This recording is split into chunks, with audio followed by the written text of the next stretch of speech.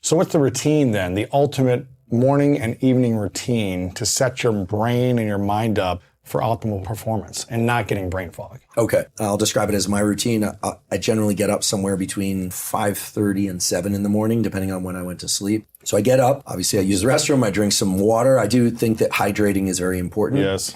So I will drink some water. And then the fundamental layer of health is to set your circadian rhythm. The simplest way to do that is to go outside for 10 minutes and get some bright light in your eyes. I'll just list off some of the things that people always ask. What if you wake up before the sun rises? Well, simple rule. If you want to be awake, turn on as many bright lights in your house as possible. But then when the sun comes out, get outside and see some sunlight. You do not have to look directly into the sun, but you do want to get outside out of shade cover if you can. Don't wear sunglasses if you can do that safely. Don't try and do this through a window. Don't try and negotiate with me on this point. People Go are like, outside. what about a window? Well, the filtration of the important wavelengths of light through the window is just too high. And so it would take hours for you to set your circadian clock that way. And if you live in an area where it's very cloudy outside, just know that the sunlight, the photons coming through that cloud cover are brighter than your brightest indoor lights. Now, if you live in a very dark region of the world or it's unsafe or purely impractical to get outside in the morning, then it might make sense to get a sunrise simulator or one of these lights, but they tend to be very expensive. What I recommend people use instead is just a ring light, a ring blue light. This is a case where you can blast your system. Wow. So get that morning light. It sets a number of things in motion, such as your melatonin rhythm to happen 16 hours later to help you fall asleep.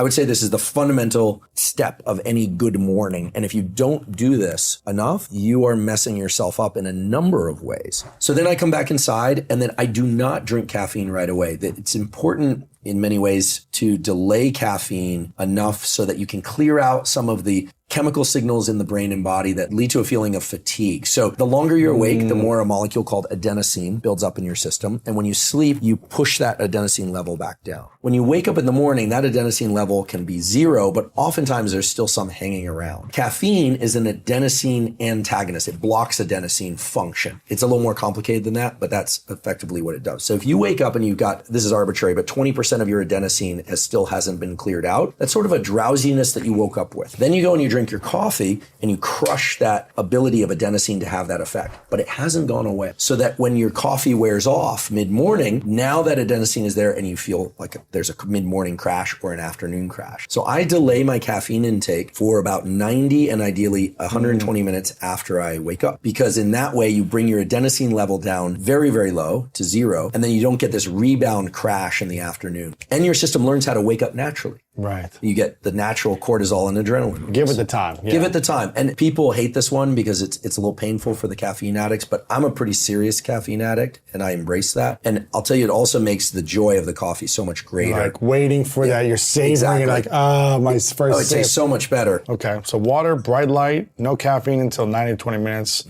What's next? And Water, then salt. it's a question of whether or not I'm training that day or not.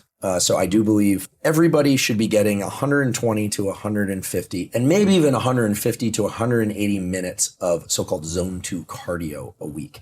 This is the kind of cardiovascular exercise where you're doing work. You could have a conversation, but you're kind of at the threshold where it's not super easy to have a conversation. We're not talking sprints. There's just a myriad of effects on heart health, vascular health all over the body, gut microbiome, musculoskeletal stability, mental health, all these kinds of things. So I have a routine where I either weight train for an hour in the morning or I do a portion of that weekly cardio. And I just alternate, weight train one day, cardio the next, weight train. And then one day a week, I don't do anything. I don't do any exercise. 6 days a week you exercise. Yeah, and I miss days. So, occasionally because of travel or other schedules or appointments, I might take 2 days off. Yes. I never go 7 days. I personally do well having a complete day off each week. But the hour of exercise generally is, 5-10 minutes of warm up and it's hard work. Yeah. And this is a new thing that we can get into when I talk about dopamine, but I do not allow myself to check social media, text message, phone calls, and lately not even music when I train for reasons that we can get into later. I'm really trying to get focused on what I'm doing, and I'm trying to extract the greatest amount of joy from the process in its purest form. So no phone, essentially. I try not to have the phone. Occasionally I'll use music or I'll listen to a podcast because it's such a great time to do that. So I don't want to say I never do, but most of the time I'm trying very hard to just do my exercise. Yeah. Okay. So I try and exercise, or I do a 90-minute work bout. And if I exercise, then I would shower and do my 90-minute work bout. But sometimes I do the 90-minute work bout first. And that's generally when I'm starting to drink the caffeine. And the 90-minute work bout is a serious, non-negotiable time in which I don't allow myself to be on the internet. I'm not checking email. I'm not texting. My phone is off. And it's a process of learning to focus and learning to do what we call no-go functions in the brain. So we have an area of the brain called the basal ganglia that control go functions like reaching out for a pen, and no-go, which is resisting the urge to do something. And these are circuits that are very important for learning how to control attention and for controlling behavior. And so this 90-minute work bout is a kind of combined meditation, but also functional work for me. So for me, that could be writing. It could be planning a podcast. It could be reading. It's something that's kind of hard. And the thing to understand about this 90-minute work bout is that you should expect some friction early on. It's not like you just flip a switch and you're in. That it takes some time to get into this focus mode. And throughout that time, your brain will flicker in and out. And then, of course, it raises all these questions. Like people say, well, do you listen to music? Do you listen to white noise? There are a lot of tools and tricks. Sometimes music helps. Sometimes music hinders. Sometimes being in a cafe can help. Sometimes pure silence helps. It's really individual and it's really context dependent. So I don't want to give a prescriptive. But that 90-minute work bout, if I can do all those things and then get that 90-minute work bout, and then eat my lunch, I feel like that the system is set to make the rest of the day even better. Because we often hear about the perfect morning routine, but we're not thinking about how that routine influences the rest of the day's routine. Yes. And then we're about done with the morning, but I'd be remiss if I didn't say that I always, after lunch, do a 10 to 30 minute either non-sleep deep rest or hypnosis. What does that do for you? Well, what it does is that 20-minute naps or things of the sort that I just described, the hypnosis I described, allow the neural plasticity that was triggered during that learning bout to occur much more quickly. And so people learn faster. And for some people, a nap isn't a feasible thing.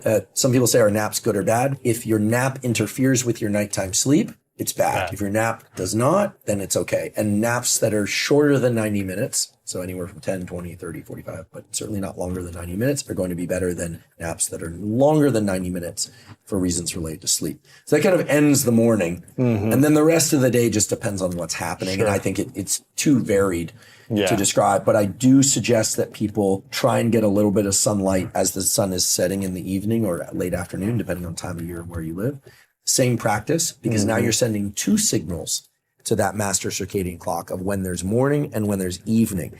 And that clock has what we call a morning and an evening oscillator. So that if you can give more signals, then the system becomes more robust. It also ensures you a little bit against some of the exposure to nighttime bright light for reasons related to retinal sensitivity. So go outside for 10 or 15 minutes. Check fine if you need to check your text messages, do it out front of your building or your home. That's going to be very good. That's cool. Okay. That's the ultimate morning routine for you. That's the ultimate morning routine for me.